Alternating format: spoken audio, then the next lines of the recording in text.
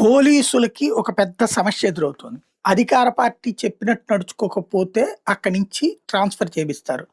అధికార పార్టీ చెప్పినట్టు నడుచుకుంటే చట్ట విరుద్ధం, రాజ్యాంగ విరుద్ధం, కార్యకర్తల్లాగా పోలీసులు పనిచేస్తూ ఒక రకంగా ఆళ్ళ ప్రైవేట్ రౌడీల్లాగా పనిచేయాల్సొస్తుంది. ఈ ఫలితం ఇవాళ బానే ఉంటది. ఆ అధికార పక్షం నుంచి అండ ఉంటది. కానీ రేపు మన భవిష్యత్తేంటి? రేపు వాళ్ళు మారితే ఆటోమేటిక్‌గా మన జీవితాలతో చెలగాటమాడతారు. కేసులు పెడతారు. జైళ్ళలో పెడతారు. దానికి సాక్ష్యం జగన్ టైంలో అనేక మంది suspension or V R or jail.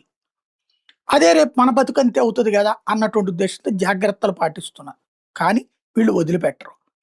వాడక తప్పని పరిస్థితి అవుతుంది. ఇలాంటి సిట్యుయేషన్‌లో చివరికి కొత్త సమస్యొచ్చి పడింది.